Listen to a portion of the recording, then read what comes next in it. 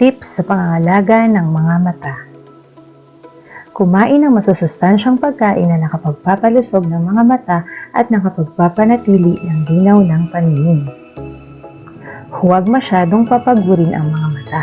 Sa panahon ngayon, hindi na natin maiiwasan ang paggamit ng gadgets gaya ng cellphone, tablets at computer. Bigyan pa rin ang mga mata ng ilang minutong pahinga. Makabubuting magtakda ng oras ng paggamit ng gadgets o panonood ng TV, lalo na sa mga bata. Magsagawa ng ibang laro o libangan na magsisilbing bonding time pa ng pamilya. Kung tapos na ang mga gawain, matulog na para mapahinga ang mga mata. Iwasan na ang pagtingin sa cellphone para daw antukin. Hindi mo mapapansin ang oras dahil nalilibang ka. Kung nais naman itong gawin, maglaan lamang ng 15 to 30 minutes at mag-set ng alarm bilang paalala. Iwasan ang panonood ng TV, magdamag at movie marathon. Kung isasabay naman ito sa banding ng inyong pamilya o mga kaibigan, makabubuting isagawa lamang minsan sa isang linggo o mas madalang pa.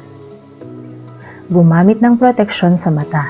Marami nang available na eyeglasses na may dagdag proteksyon sa mata. Maaari ring ang mismong screen ng gadget o monitor ang lagyan ng eye shield. Siguruhing authentic ang mabibili.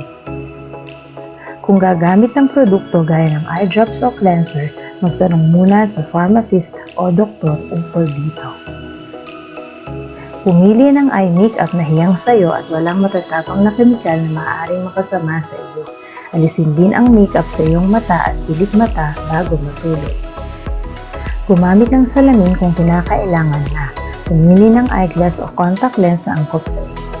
Iwasan ang paggamit na hindi naman dapat para sa iyo para lamang makasunod sa style na uso.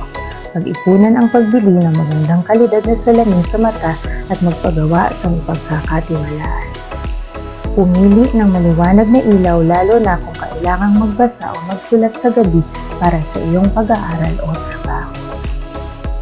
Gumamit ng proteksyon sa mata kung kinakailangan upang maiwasang mapuwing, matusok o matilamsikan ng kemikal ang mga mata. May angkop ding proteksyon para sa mga welder, electrician at iba pa. Iwasan ang paghawak o pagkusot sa mata lalo na kung marumi ang mga kamay upang maiwasan ang infeksyon.